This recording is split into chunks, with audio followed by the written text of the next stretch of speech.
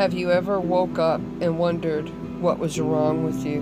You knew you wanted to be elsewhere, that there was more to life than the life you were living, more than the bills you were paying, the job you were keeping. Look to the horizon, to the sunsets. Your answer is there.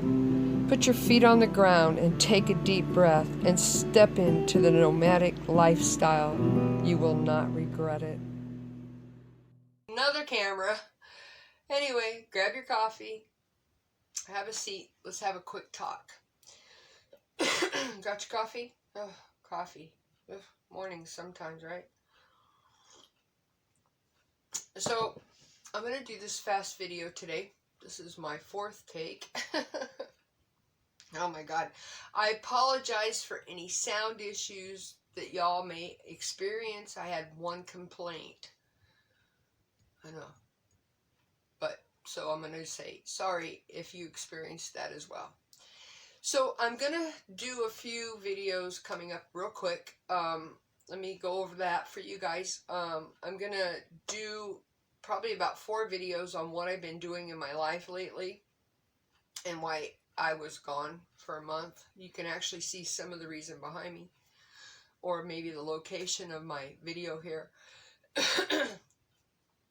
Next, I'm also going to start a series on the 7 things that narcissist says during a fight. I think that'll be a really good informational videos for us. It'll help me too in studying it. And so that's what's coming up. But I want to address a couple of comments that was made to me during my comments and the stuff I got off my video. One of the comments was about flour. You know what? I was born and raised in Arizona. I lived in a brick house and we had a swamp cooler. My grandmother, who raised me, always kept the flour in the freezer or the refrigerator.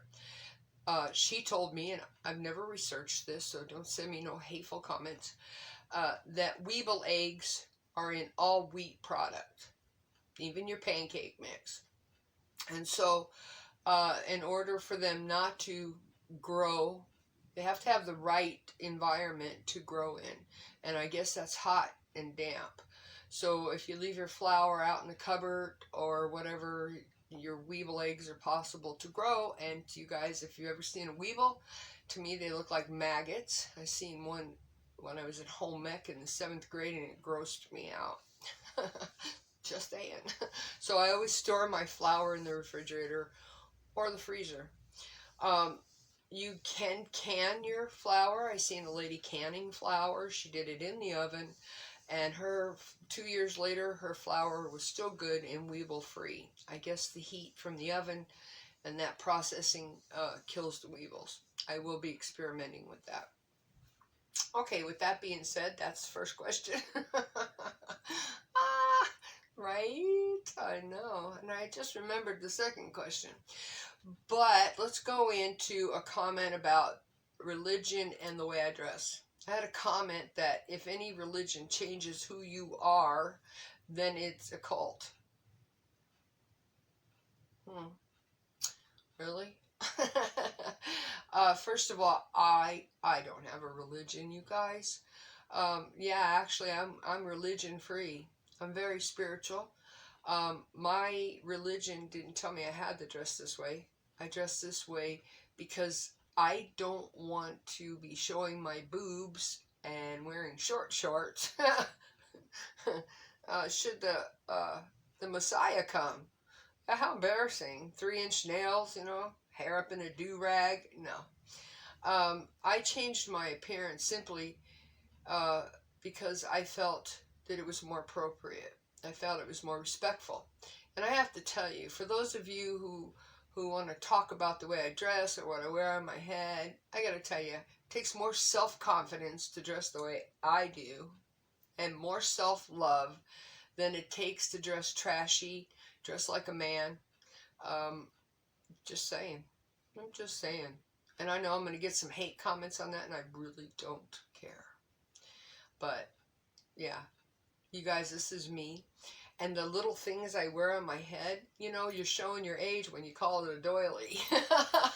I had one viewer call my head covering, the white one that I usually wear, I used to wear just at night, or one of the white ones, I have a ton, you guys, a doily. Doilies were popular in the 40s, 50s, and 60s, and probably beyond that.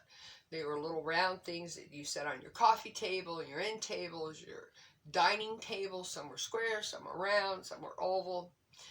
Back in the day, those were called a doily. Just because I happen to crochet my head coverings, don't mean they're doilies. Oh my God, right? I mean, some people, you just got to shake your head and go, malfunction, what is your malfunction?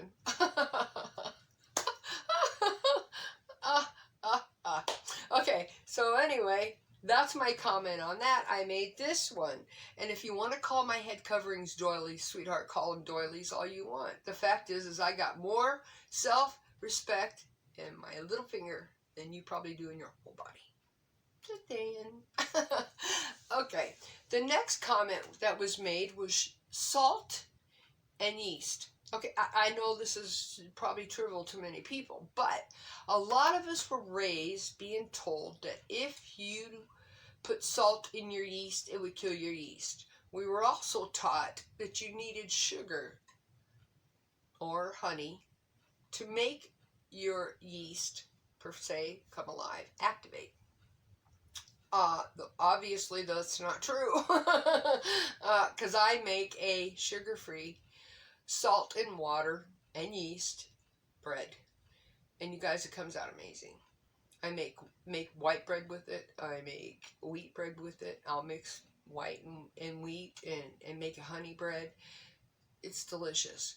So I know that we were most all taught that not to put salt in with our bread, our yeast. I don't have a problem with it. My stuff will rise in the refrigerator for weeks if I let it. It will become a sourdough. But you got to remember that the recipe that I showed you guys is an artisan bread. Artisan is a way different bread than regular white bread or wheat bread baked in the oven. As a matter of fact, the recipe I showed you, you could take a little tin of water and put it in the oven and let it steam the bread even. That's actually delicious. I've done it a couple times. But for time's sake, I just make it and bake it. Just saying. So those were some of the comments, questions that were posed to me that I thought that I might just address real quick right here. Because a lot of us were taught that you cannot put salt and yeast together. It'll kill your yeast, and it's just simply not true, you guys. The price for a loaf of bread, if you break down homemade bread, if you was to not even buy your yeast bulk, your flour bulk, your salt bulk, you'd be paying about $1.25 a batch. That's right, I said it, a batch. So it's really much cheaper to make bread at home. I mean, and that was figuring in the 25 cents it cost me in natural gas, because I have a gas oven, to bake it. So, yeah. The only difference is there's no additives. You've got to eat your bread in 3 to 5 days. You can put it in the freezer. You can put it in the refrigerator. I happen to like mine right off the counter. I love the taste of natural bread. Once you get used to it, it's you eat bread bought from the store and you know it. So those were the things I wanted to talk about today. I will be making videos on my computer very shortly in the next few weeks, probably way before these videos are done. But so I want you to look forward, for those of you who watch my narcissist videos, to the 7 things that narcissists say during a fight. And it'll probably be one video each. Probably won't be more than 5 or 10 minutes. I will be doing a video on the things that's been going on in my life that took me away for about a month. Once you see everything that went on, you guys will understand. As a matter of fact, something that has been going on, I've got to try and finish up today while this is uploading to YouTube. Just saying. Anyway, I hope you guys are doing well. I am doing amazing. I am doing so amazing right now. Life is good. Life is really good. It started to cool down. I could be outside in the yard. I could be in the house. I could bake. I could cook. Life is sweet. Anyway, I hope you guys have a blessed day. Remember to love yourself. The fact is if you don't love you, ain't nobody gonna love you. I mean, just think about this comment. The hateful people to cut down the way I dress now, if they had any clue as to the self-love it takes to dress this way and to still walk with my shoulders back, my head up high, with a smile on my face, yeah, they would be envious. Just saying. So anyway, self-love, it will help you through so many things in life. It'll help you through losing people that you love, in more ways than one, not just them walking away, but dying. It'll help you through narcissism. It'll help you through divorce. It'll help you through all kinds of things. Gotta have self-love. And you have to pay it forward. Whether you pay it from your heart, your time, or your pocket. Pay it forward, you guys. And it don't even take a lot. It don't even take a lot. Pay it forward and sit back and watch the blessings flow your way. Just saying. Have a great time. Have a great week if I don't see you, but you'll probably see another video in a couple days. Sorry this one wasn't posted Friday. I can't even begin to tell you what went crazy, but a lot. Anyway, I'll talk to you next time. Peace out. Bye.